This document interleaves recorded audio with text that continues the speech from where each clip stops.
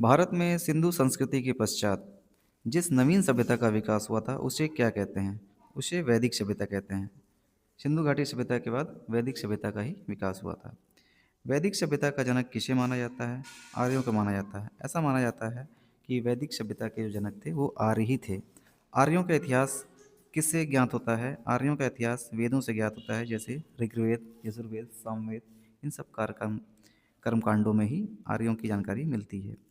वेदों को और क्या कहा जाता है? वेदों को श्रुति या अपौरुषेय कहा जाता है।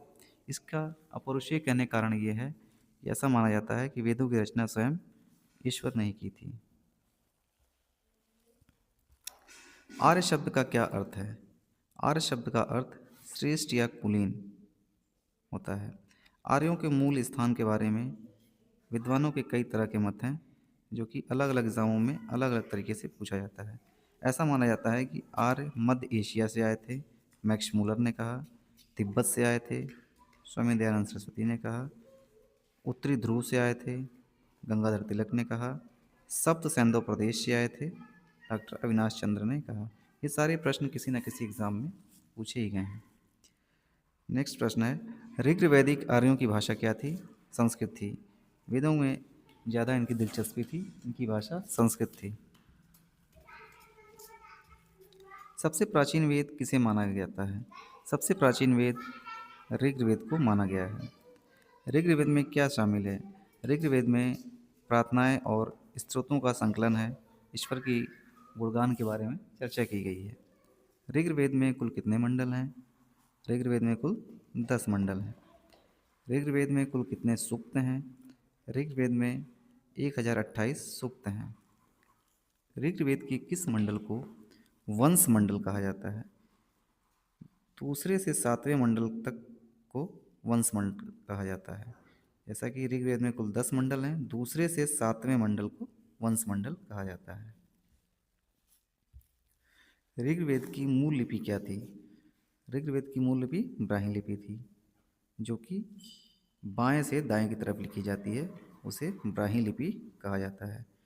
ऋग्वेद के किसी मंडल का प्रथम सूक्त किस देवता से प्रारंभ होता है?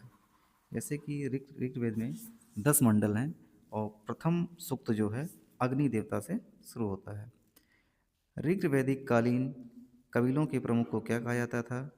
उन कबीलों के प्रमुख को गोप या राजा कहा जाता था। ऋग्वैदिक काल में राजा के पदाधिकारी को प्रमुख कौन होता था?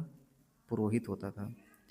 ऋग्वेद काल की प्रमुख जनतांत्रिक संस्था कौन सी थी? सभा, समिति और विदत। ये पुरानी संस्थाएं हैं।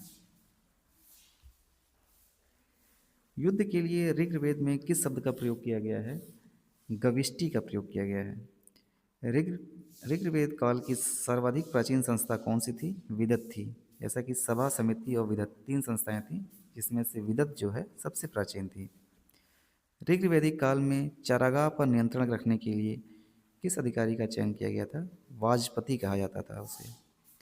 ऋग्वैदिक काल में राजा का कोई प्रशासनिक तंत्र नहीं रखता था। उसका क्या कारण था?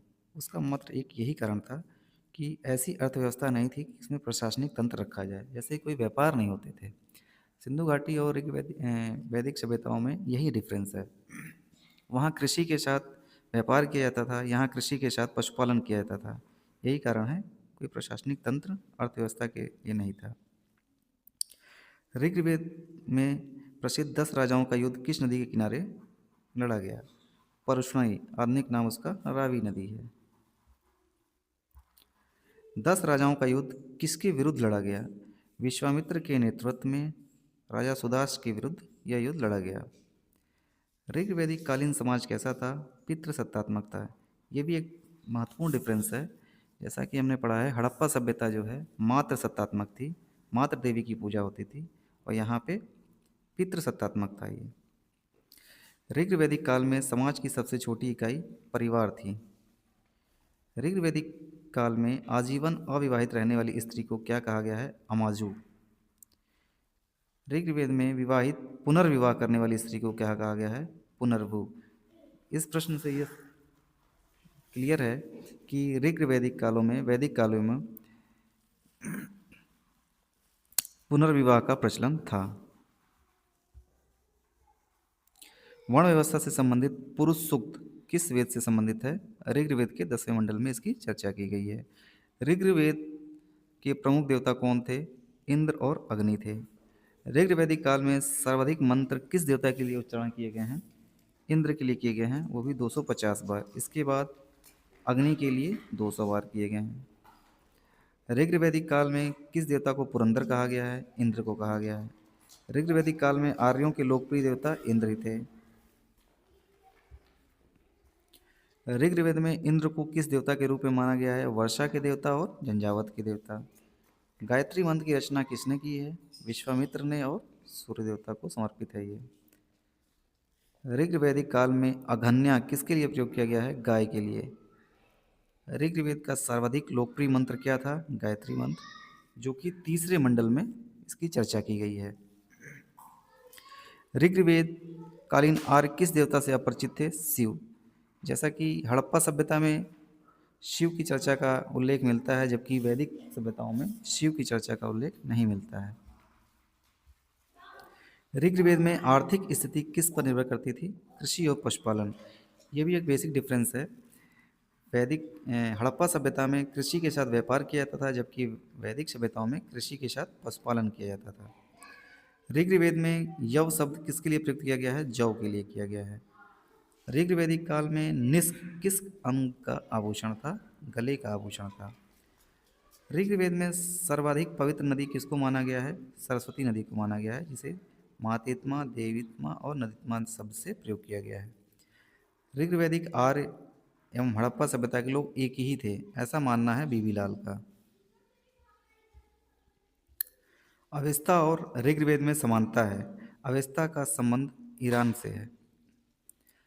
ऋग्वेद का जन्म उत्तर पश्चिम भारत से न होकर अपितु ईरान में हुआ था। इस सिद्धांत के प्रतिपादक मैक्स मूलर थे।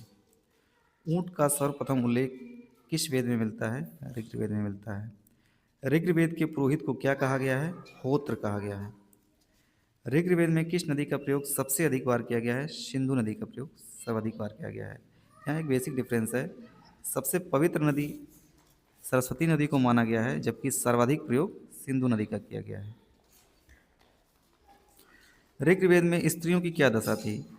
ऋग्वेद में स्त्रियों की दशा बहुत ही उन्नत थी। कन्याओं को अपना पति चुनने का पूर्ण स्वतंत्रता थी। बाल विवाह प्रचलित नहीं था। स्त्रियां यज्ञ में, समितियों में भाग लेती थीं। युद्ध में सक्रिय रूप से भाग लेती थीं।